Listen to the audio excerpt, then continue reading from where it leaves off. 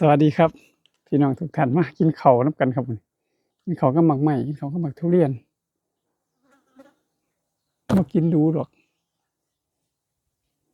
ย่านย่านไม่มีเงินใส่ขอบคุณหลายๆเด้อส่งมาให้ผู้เพิ่นใจดีส่งมาให้จาก101ขอบคุณหลายๆครับ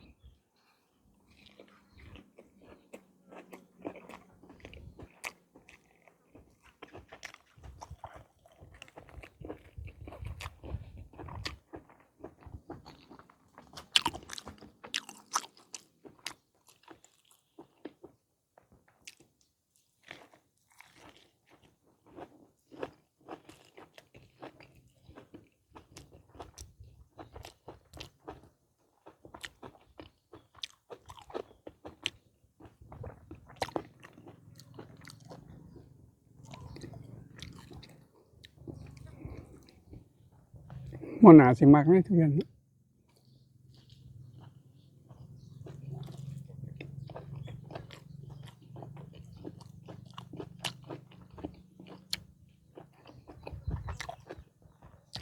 ลูกไส้อยู่น้ำมันกิน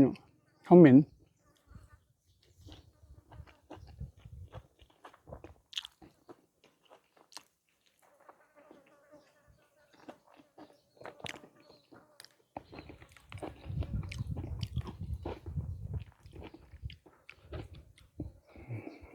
ผู้บ่มักกับบ่มักเนาะผู้พิษกับบุญกับพิษลูกไส้เนี่ยปวดหัวตึบ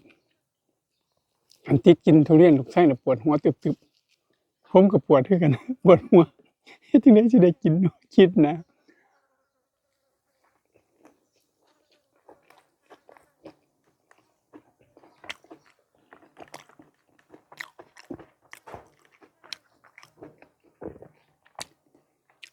เนี่ยข้าวเหนียวทุเรียนของแท้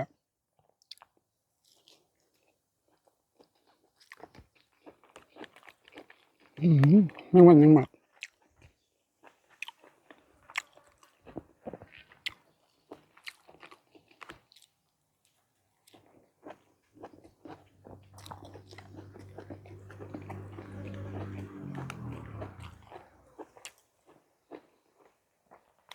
ผู้มากก็สิว่าผู้บ่มากก็สิว่าเหม็นก็ยังผู้หาเหม็นดอกตีนเป็ดน่ะโอ้ขี้มูกไหลนะคิดบ่สิกินบ่ได้ดอกตีนเป็ดตอนเป็นบ่าวน่ะหอมเดะบัดเฒ่ามาเหม็นปวดหัวเลยขี้มูกไหล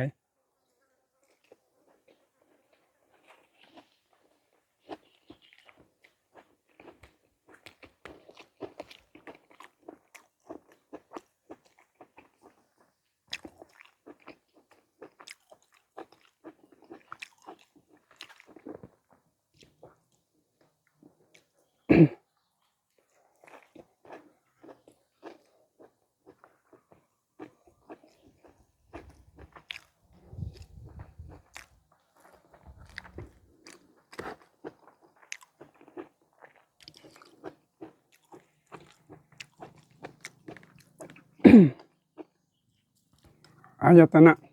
สลายตนะอายตนะตาหูจมูกลิ้นกายใจอันผู้เพิ่นแจมน้ำเขาทุกอย่างก็แม่นลิ้นนี่ที่กินมาทั้งดังว่าคือหอมแท้วะกินนำนี่ว่าเหลียวเห็นโอ้ยว่าคือเป็นตาแซ่บแท้ว่าลิ้นกินนำนี่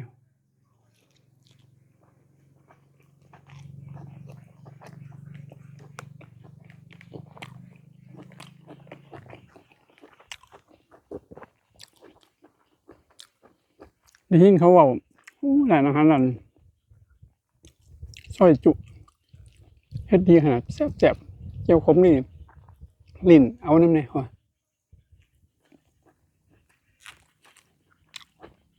ได้ยินเว้าก็เอาได้ยินเว้าได้ยินเขาเว้าลิ้นก็เอานำได้เหลียวเห็นลิ้นก็เอาน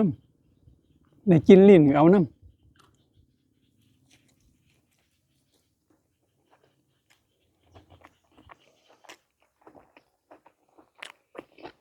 บายๆเบิ่งเป็นตาแซ่บนะเอานำแน่ว่าได้สัมผัสยังเอานำอยู่ลิ้นนะ คิดไปเรื่องนี้อยู่แล้วกินดิ้นเอาน้ำเบิดทุกอย่างเป็นผู้หูกับผู้หูคักเนาะผู้ตัดผู้เพิ่นนำมาบอกนำมาเผยแพร่กัน